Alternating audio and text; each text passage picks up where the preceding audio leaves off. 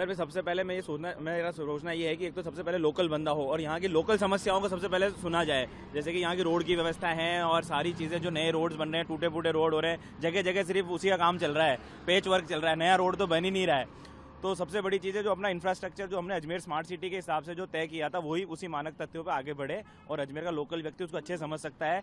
जैसे कि अजमेर दक्षिण के अंदर पूरा रोड आज तक हम रोज जाते हैं दौड़ने, साइकिल करने, पिछले 10 सालों से यही हालत है। वो रोड कभी पेच वर्क नहीं, पेच ही वर्क हो रहा है, उसका रोड नहीं बनी है। तो उसको उसके ऊपर ध्यान दे, तो यहाँ का लोकल बंदा होगा तो अच्छे से अजमेर के चारों तरफ अच्छे से ध्यान देगा। रोजगार की दृष्टि से बात करें सर, रोजगार की दृष्टि से तो मुझे ऐसा लगता है कि रोजगार को बढ़ावा तो देना ही चाहिए और धीरे धीरे मतलब नई नई इंडस्ट्रीज के बारे में सोचे तो सही लोग। हमारे यहाँ अजमेर में इंडस्ट्रीज ही नहीं है।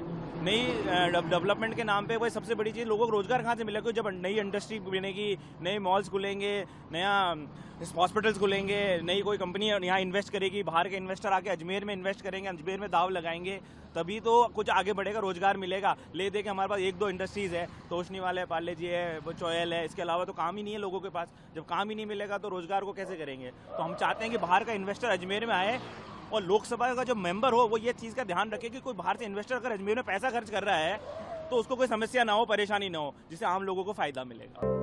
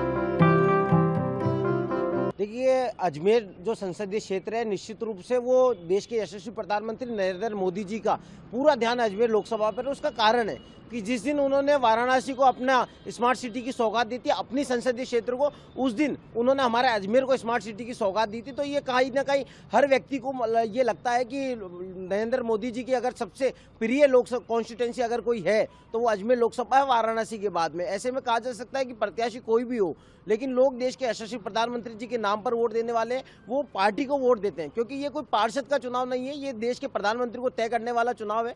ऐसे के अंदर लोग देश के प्रधानमंत्री को चुनने के लिए उस सांसद को चुनेंगे जो देश के प्रधानमंत्री जी के हाथों को मजबूत करने वाला होगा। और जिस प्रकार से उन्होंने काम किए और अजमेर को विशेष सौगातें दी हो, चाहे वो अजमेर के स्मार्ट स्टेशन की बात करें, चाहे वो एलिवेटेड रोड की बात करें, चाहे स्मार्ट सिटी के 7 वंडर्स की बात करें, और लोकसभा क्षेत्र को जोड़ने के लिए उन्होंने जिस प्रकार से सड़कों का निर्माण किया है, तो मैं समझता हूं कि लोग देश के प्रधानमंत्री जी को मजबूत करने के लिए वो जिसको भी अपना चेहरा बना करके हमारे सामने प्रस्तुत करेंगे, हर जन उसको वोट देगा। और जिस प्रकार से देश के बड़े फैसले देश के यशस्वी प्रधानमंत्री जी के नेतृत्व में हुए, तो लोग, हर व्यक्ति ये चाहता है कि प्रधानमंत्री रिपीट हो, तीसरी बार मोदी सरकार का नारा इकबाल बुलंद हो। इसको लेकर के लोग वोट देने वाले हैं, चाहे वो सीए का मुद्दा हो, चाहे राम मंदिर का मुद्दा हो, चाहे देश के अनेकों विकास कार्य हो। इस आधार पर कहा जा सकता है कि इस बार कोई भी प्रत्याशी महत्वपूर्ण न होकर के देश के प्रधानमंत्री जी के चेहरे पर वोट चुनाव होगा।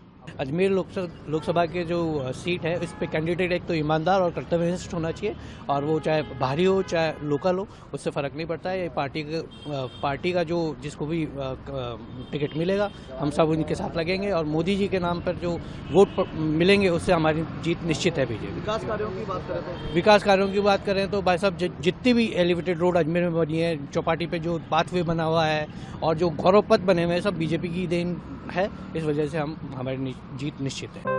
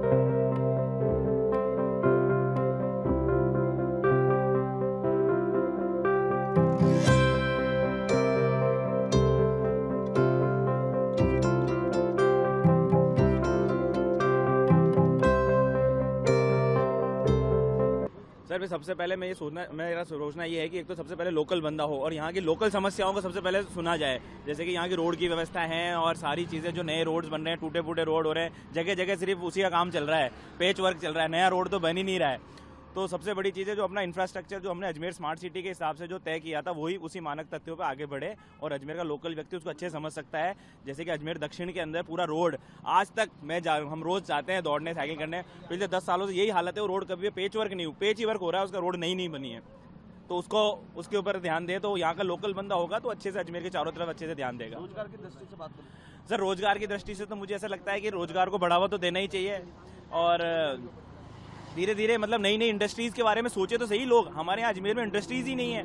नई डेवलपमेंट के नाम पे वही सबसे बड़ी चीज़, लोगों को रोजगार कहाँ से मिलेगा? जब नई इंडस्ट्री बनेगी, नए मॉल्स खुलेंगे, नया हॉस्पिटल्स खुलेंगे, नई कोई कंपनी यहाँ इन्वेस्ट करेगी, बाहर के इन्वेस्टर आके अजमेर में इन्वेस्ट करेंगे, अजमेर में दाव लगाएंगे, तभी तो कुछ आगे बढ़ेगा, रोजगार मिलेगा। ले दे के हमारे पास 1-2 इंडस्ट्रीज है, तोशनी वाले, पार्ले जी है, वो चोयल है, इसके अलावा तो काम ही नहीं है लोगों के पास। जब काम ही नहीं मिलेगा तो रोजगार को कैसे करेंगे? तो हम चाहते हैं कि बाहर का इन्वेस्टर अजमेर में आए और लोकसभा का जो मेंबर हो वो ये चीज़ का ध्यान रखे कि कोई बाहर से इन्वेस्टर अगर अजमेर में पैसा खर्च कर रहा है तो उसको कोई समस्या ना हो, परेशानी ना हो, जिससे आम लोगों को फायदा मिलेगा।